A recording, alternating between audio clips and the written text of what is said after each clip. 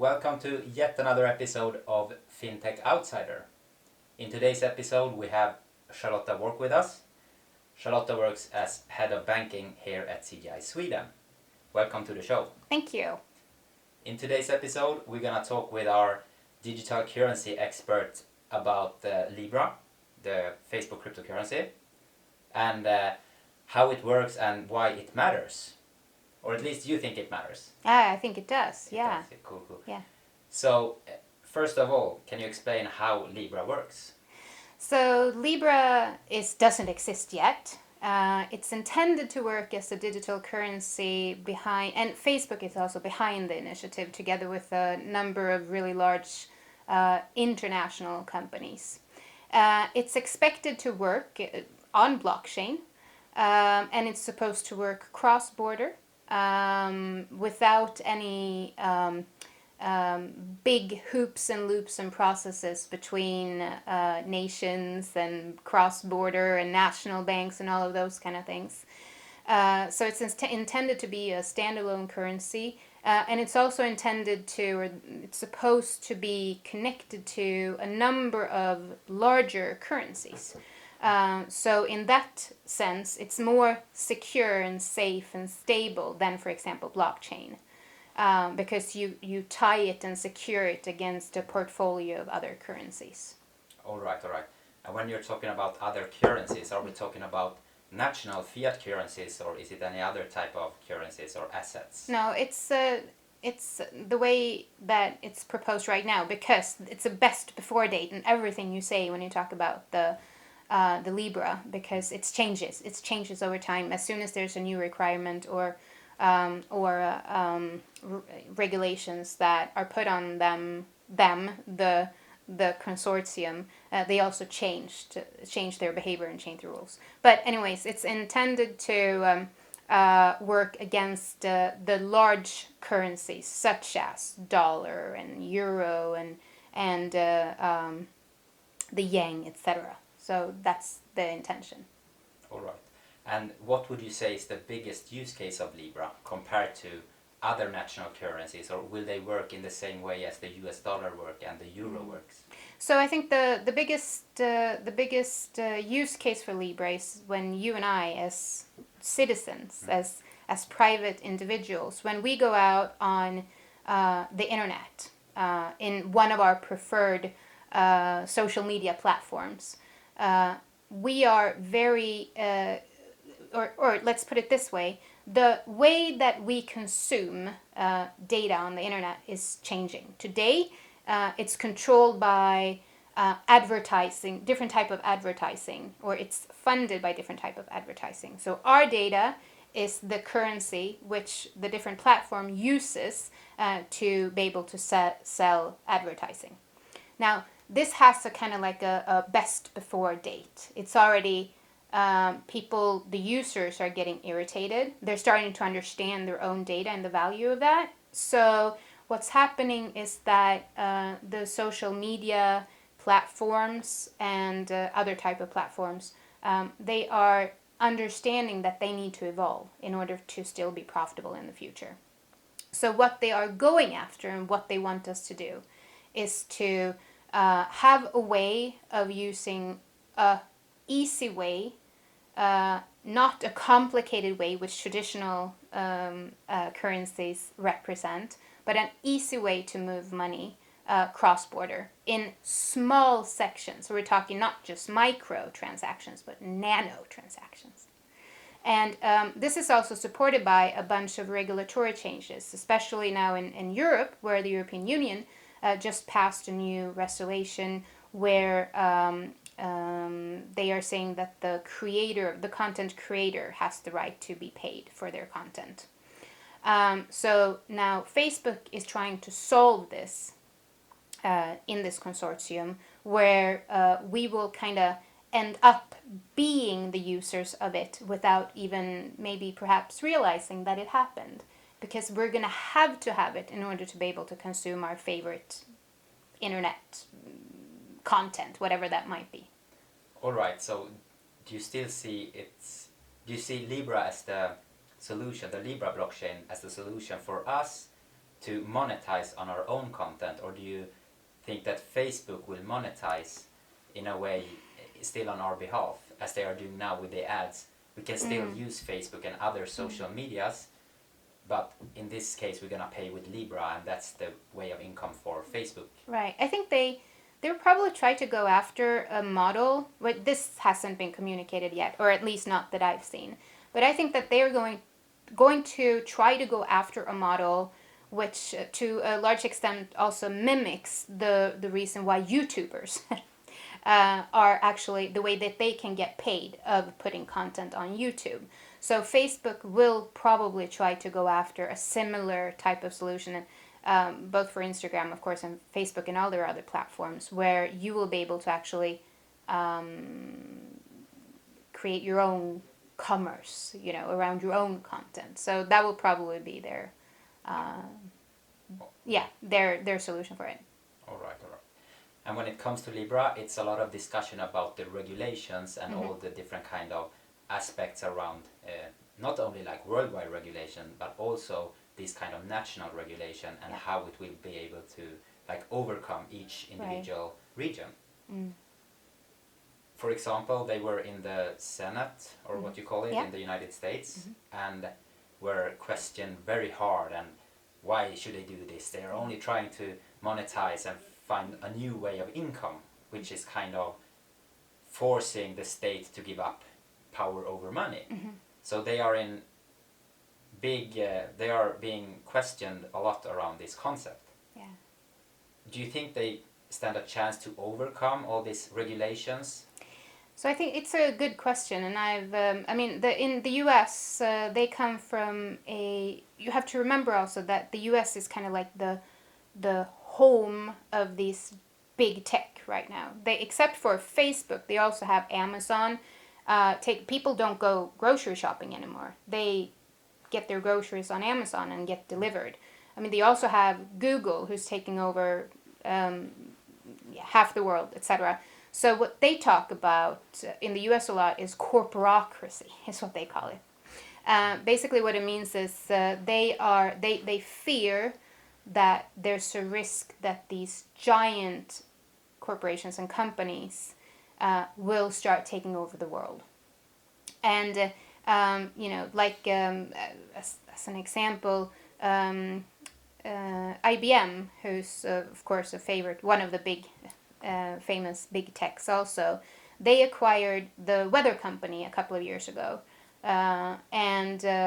Why, one might ask, and it's not because of what you might think, that they want the technology. It's actually because they want the data.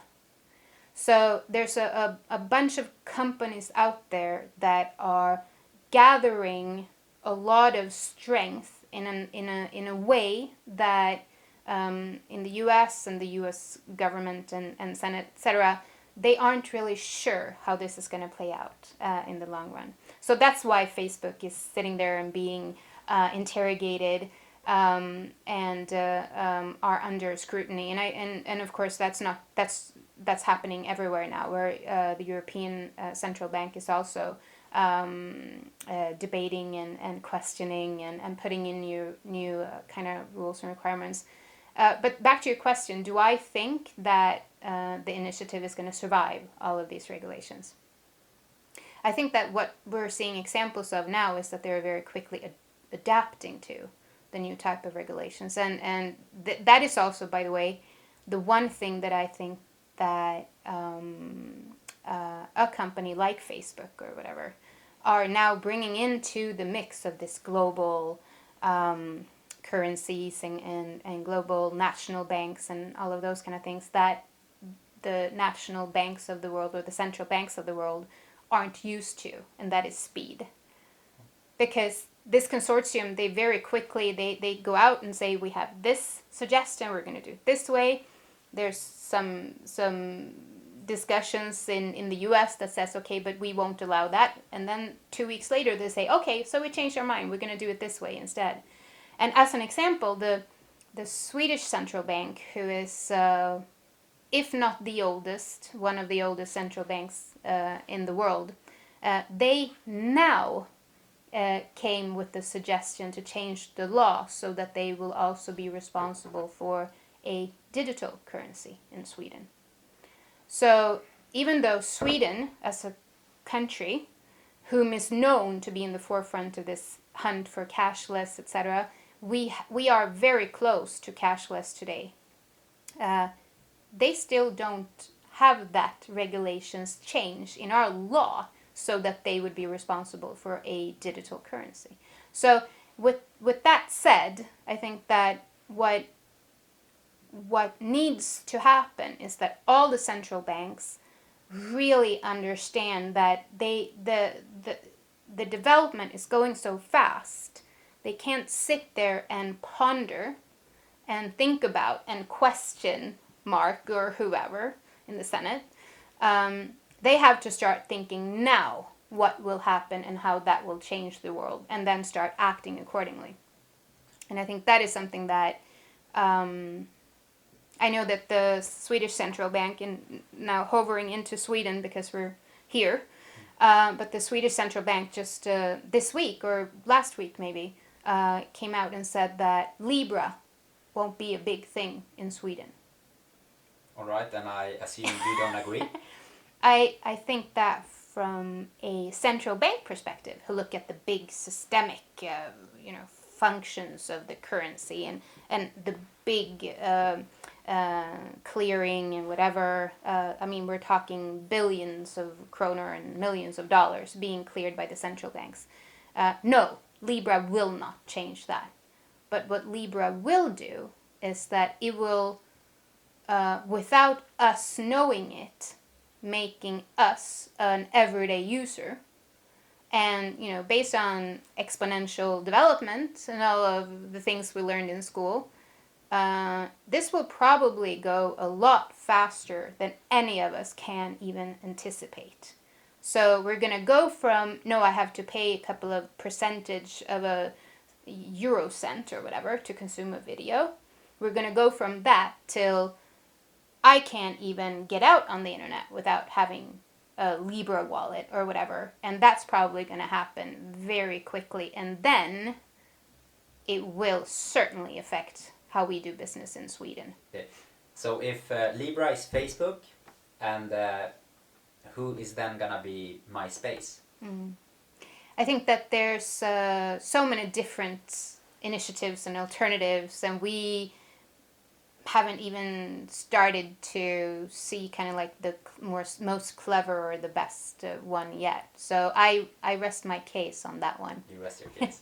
But who do you see as who's in danger? Who's in danger if they are kind of being closed-eyed to Libra?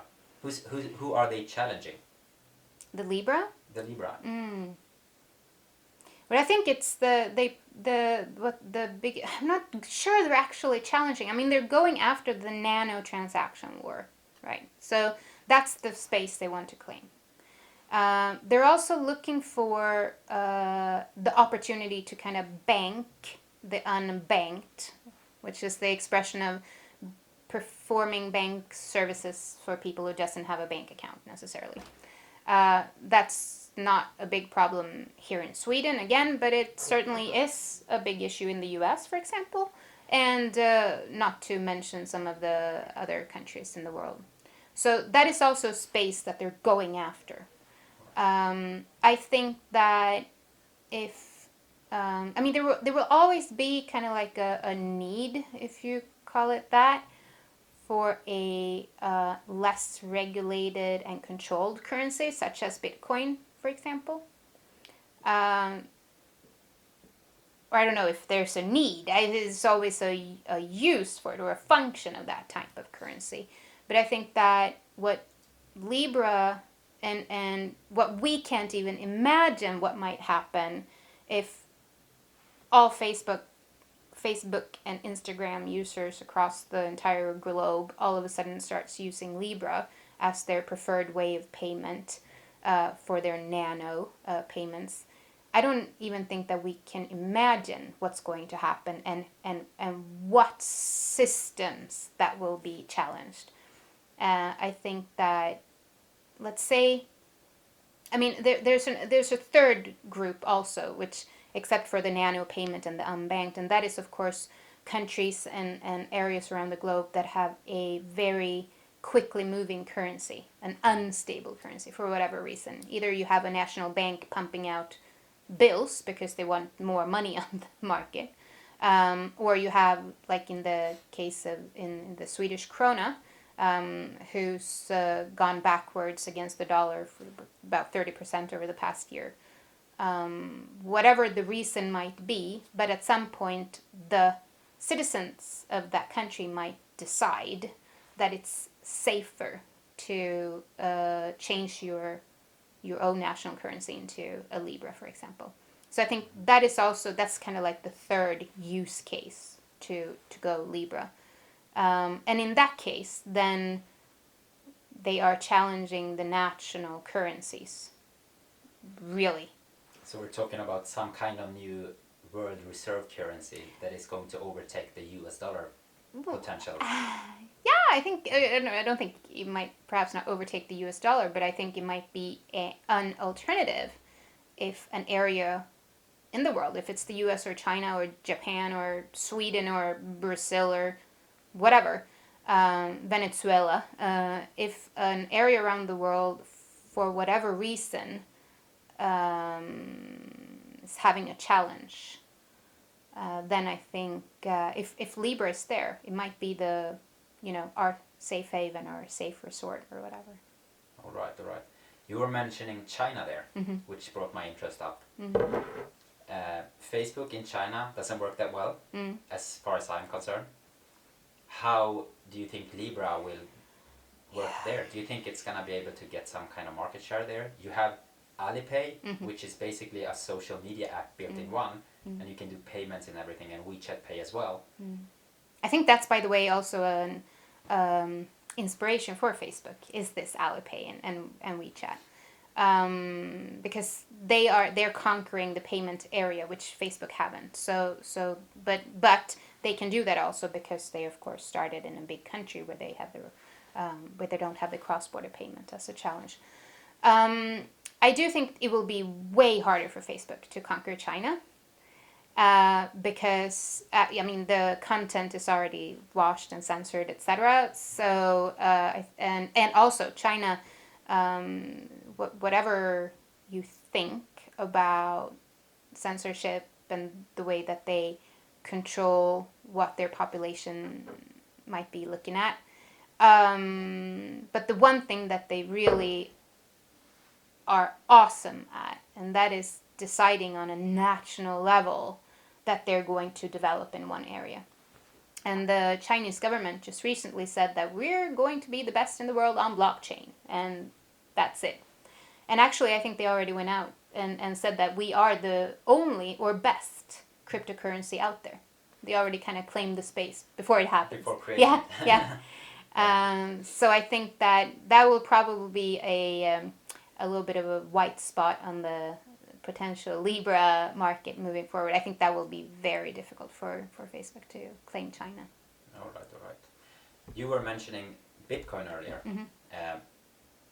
Bitcoin has seen a exponential growth the past 10 years. Yeah. And a lot of people, they are speculating in Bitcoin these days. Mm-hmm. And it has gained some, I don't know how many millions of percentage since 2009.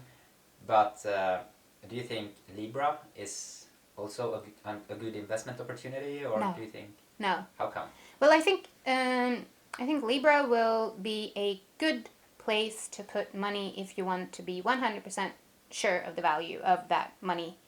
Kind of like, but it will not give you a interest if you have Libra sitting there. Whatever development of whatever funds you have sitting there will actually go back into the Libra organization.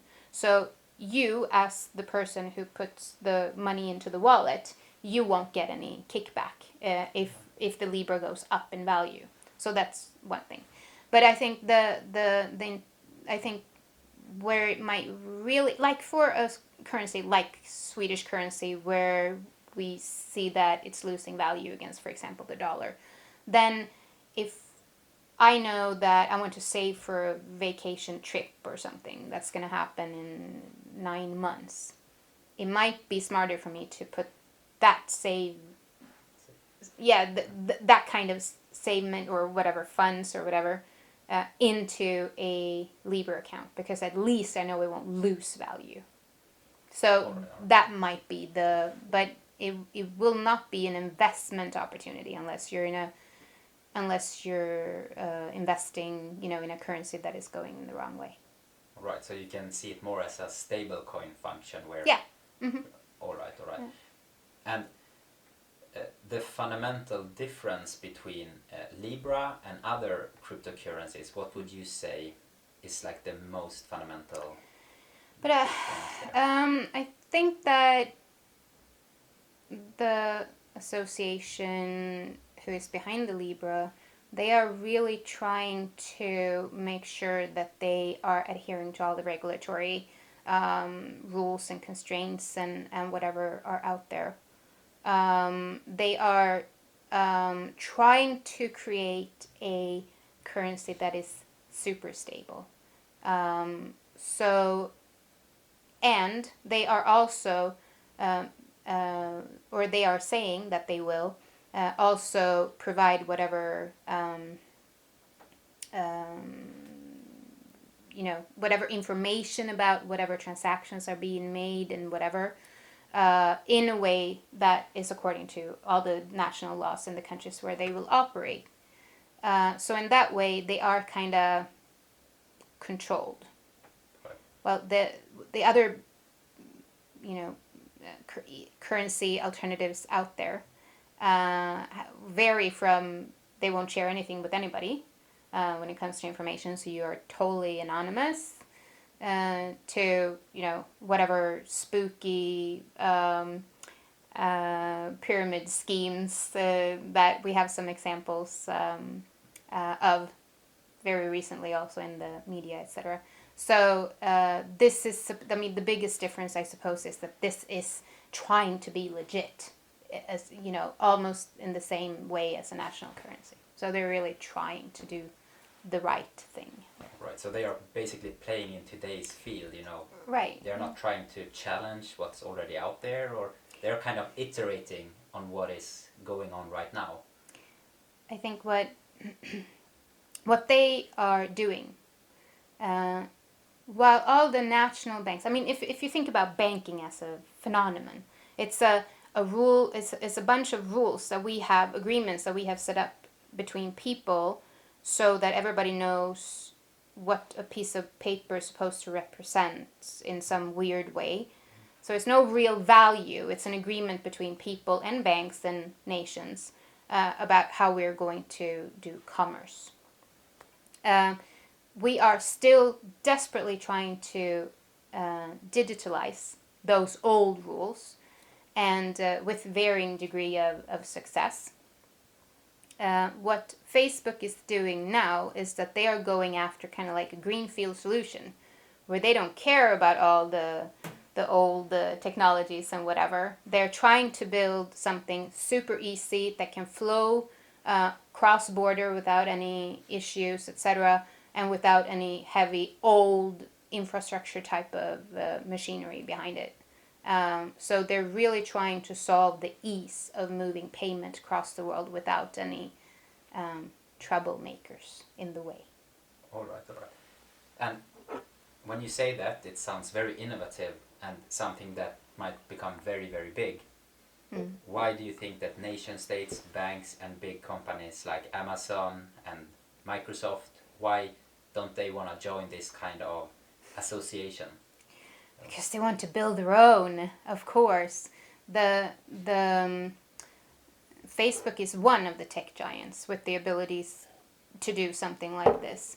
Amazon and Google or whatever, they will of course want to go after their own. They don't want to be they want to be in the driver's seat of whatever initiative. And I'm sure we haven't seen the last of it, depending on how this initiative is going and the success of it. I'm sure we will see more. And that's also why I think that we can't even imagine today what the world will look like in like 10 years from now.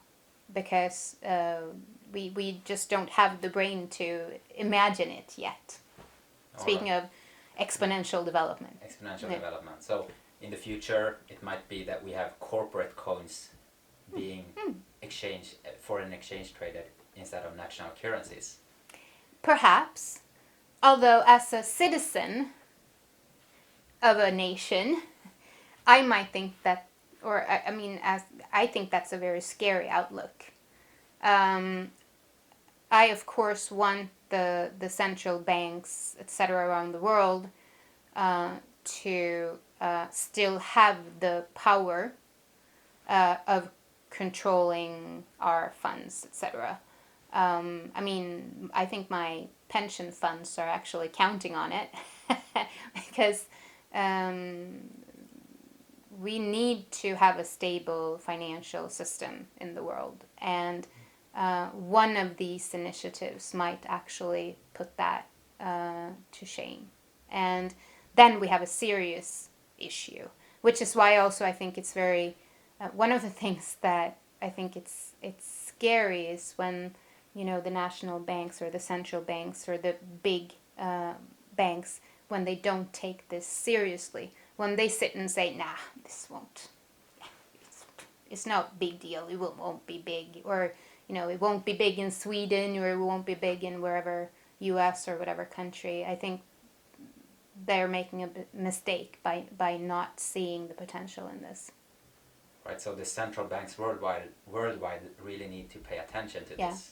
That's your advice to them? Oh yeah, and not just pay attention, but act. As I said, as you know, with the time that it takes to change regulations and laws and everything that is supporting our financial systems. I mean, it's taken Sweden like 10 years to now actually where the central banks is in charge of our own digital currency.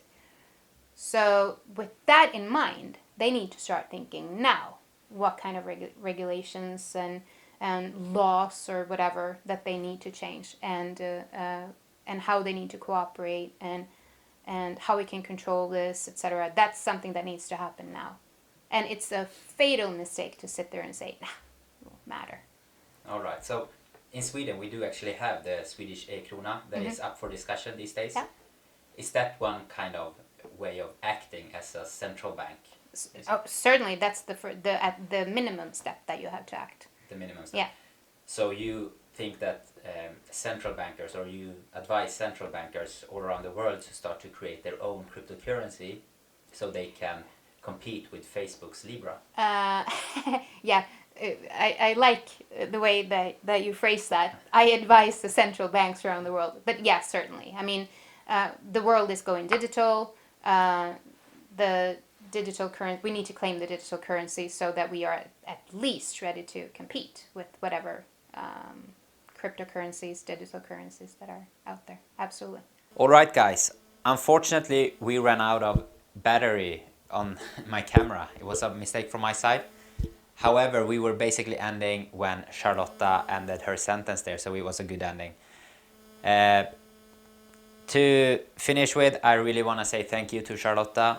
Thank you for making this video and educating people about Libra and what kind of challenges and opportunities Libra is giving us. By that, thank you so much for watching this video. I hope you liked it, and please comment below if you have any questions, and let's have a discussion. Thank you.